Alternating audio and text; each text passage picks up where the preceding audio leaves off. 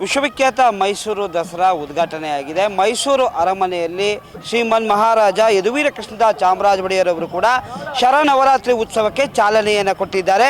ಹೀಗಾಗಿ ಮೈಸೂರು ಅರಮನೆ ಮುಂಜಾನೆಯಿಂದಲೇ ಧಾರ್ಮಿಕ ವಿಧಿವಿಧಾನಗಳು ಕೂಡ ನಡೀತಾ ಇದೆ.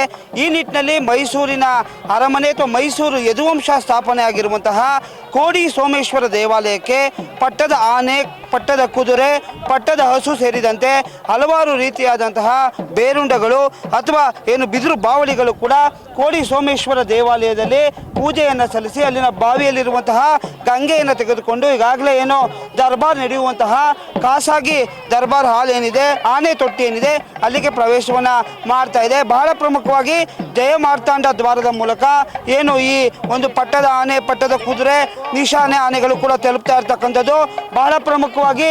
ಈಗ ನೀವು ದೃಶ್ಯಗಳಲ್ಲಿ ಗಮನಿಸ್ತಾ ಇರ್ಬೋದು, ಈ ಒಂದು ನಿಶಾನೆ ಆನೆಯಾಗಿ ಏಕಲವ್ಯ ಈ ಬಾರಿ ನಿಶಾನೆ ಆನೆಯ ಜವಾಬ್ದಾರಿಯನ್ನು ಹೊತ್ತಿದ್ದಾನೆ.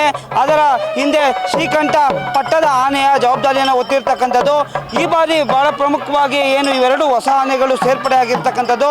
ಹೀಗಾಗಿ ಮಂಗಳ ವಾದ್ಯದೊಂದಿಗೆ ಅರಮನೆ ಪ್ರವೇಶವನ್ನು ಮಾಡ್ತಾ ಇದೆ. ಅಂದರೆ ಕೋಡಿ ಸೋಮೇಶ್ವರ ದೇವಾಲಯದಲ್ಲಿ ವಿಶೇಷವಾಗಿ ಈ ಒಂದು ಗಂಗೆ ಪೂಜೆಯನ್ನು ನೆರವೇರಿಸಿ ಅರಮನೆ ಒಳಗೆ ಪ್ರವೇಶವನ್ನು ಮಾಡ್ತಾ ಇದೆ.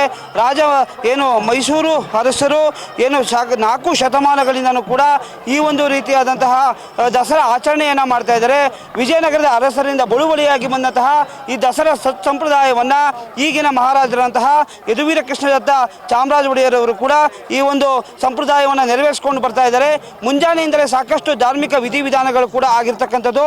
ಹೀಗಾಗಿ ಮುಂಜಾನೆಯಿಂದಲೇ ಶ್ರೀಮನ್ ಮಹಾರಾಜರು ಕಂಕಣ ಧಾರಣೆಯನ್ನು ಮಾಡಿದ್ದಾರೆ.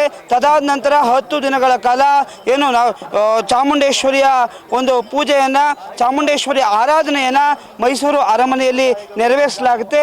ಹೀಗಾಗಿ ಈ ಬಾರಿಯ ಸಾಂಪ್ರದಾಯಿಕ ದಸರಾಕ್ಕೆ ಅಧಿಕೃತವಾಗಿ ಮೈಸೂರು ಅರಮನೆಯಲ್ಲಿ ಚಾಲನೆಯಾಗಿದೆ. ರತ್ನಖಚಿತ ಸಿಂಹಾಸನದಲ್ಲಿ ಈಗಾಗಲೇ ಯದುವೀರ್ ಕೃಷ್ಣದತ್ತ ಚಾಮರಾಜ ಒಡೆಯರವರು ದರ್ಬಾರನ್ನು ಕೂಡ ನಡೆಸಿರ್ತಕ್ಕಂಥದ್ದು. ಹೀಗಾಗಿ ಸಾಂಪ್ರದಾಯಿಕವಾಗಿ ಈ ಒಂದು ದಸರಾದ ಚಾಲನೆಯನ್ನು ಕೊಡಲಾಗಿದೆ ಅಂತಲೇ ಹೇಳ್ಬೋದು. ಕ್ಯಾಮ್ರಾಮನ್ ಶ್ರೇಷ್ಠತೆ ಯಶಸ್ ಮಾವತೂರ್, ನಿಮ್ಮ ಧ್ವನಿ ನ್ಯೂಸ್.